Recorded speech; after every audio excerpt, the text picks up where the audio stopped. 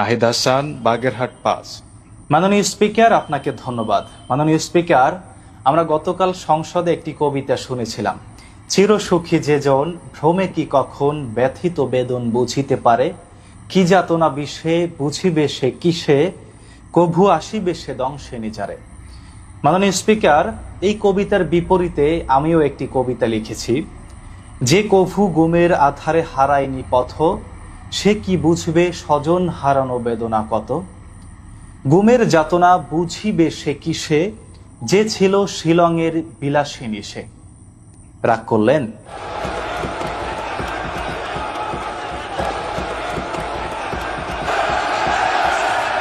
মাননীয় সদস্যবৃন্দ, ওনাকে বলতে দেন। মাননীয় স্পিকার, কিছু গুম হয় না, কিছু গুম ট্রেনিং হয়। মাননীয় স্পিকার, ইসলামী ব্যাংক ইসলাম নয়, জামায়াত ইসলাম ইসলাম নয়, কিন্তু ইসলাম হলো এস আলম। মাননীয় স্পিকার, একবার দায়িত্ব পেয়ে যে ব্যক্তি সেই কাজে ভুল করে, তাকে আবারও সেই দায়িত্ব দেয়াকে বাংলা বাগধারায় বলা হয় দুধ দিয়ে কালসাপ পোষা।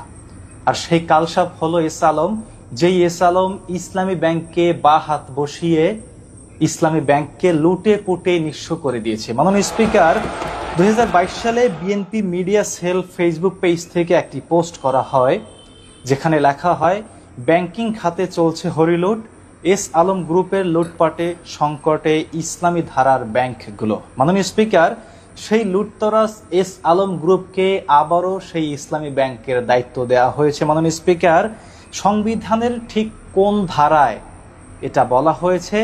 আপনার মাধ্যমে আমি স্বরাষ্ট্রমন্ত্রীর কাছে প্রশ্ন রাখলাম। মাননীয় স্পিকার, সংবিধানে না থাকলেও কথায় আছে এস আলমের নুন খেয়েছে যে একদিন, সে জানে সেই স্বাদ ভোলা কি কঠিন। মাননীয় স্পিকার, মির্জা আব্বাসের ঢাকা ব্যাংককে আমরা বিএনপির ব্যাংক বলি না, প্রয়াত আওয়ামী লীগ নেতা আব্দুল জলিলের মার্কেন্টাইল ব্যাংককেও আমরা আওয়ামী লীগের ব্যাংক বলি না, আব্দুল আউয়াল মিন্টুর ন্যাশনাল ব্যাংককেও আমরা বিএনপির ব্যাংক বলি না। তাহলে কেন ইসলামী ব্যাংককে জামায়াতের ব্যাংক বলা হয়? মাননীয় স্পিকার, বিএনপি আওয়ামী লীগের নেতারা ব্যাংক তৈরি করলে সেটা বিএনপি আওয়ামী লীগের ব্যাংক হয়ে যায় না, কিন্তু জামায়াত নেতারা ব্যাংক তৈরি করলে সেটা জামায়াতের ব্যাংক কেন হয়? মাননীয়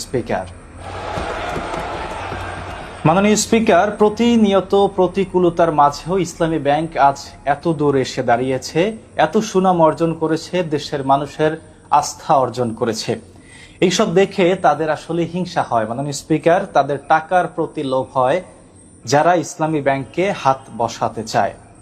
মাননীয় স্পিকার, হাজার কোটি টাকা ঋণ খেলাপি এমপি মন্ত্রীরাও আজকাল বলে যে ইসলামী ব্যাংক তাদের হাতেই নিরাপদ। মাননীয় স্পিকার, ইসলামী ব্যাংক জামায়াত ইসলামীর কাছে যদি নিরাপদ হয়, তাহলে তাদের সমস্যাটা কোথায়? মাননীয় স্পিকার,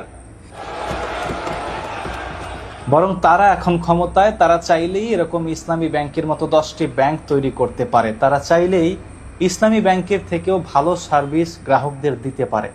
তারা সেটা করুক, আমরাও ইসলামী ব্যাংক ছেড়ে তাদের ব্যাংকে যাব। মাননীয় স্পিকার, কিন্তু তারা সেটা না করে একটি প্রতিষ্ঠিত ব্যাংকের উপরে কালো হাত বসিয়ে দিলে জনগণ সেটা কোনোদিনও মেনে নেবে না। মাননীয় স্পিকার, আপনাকে ধন্যবাদ।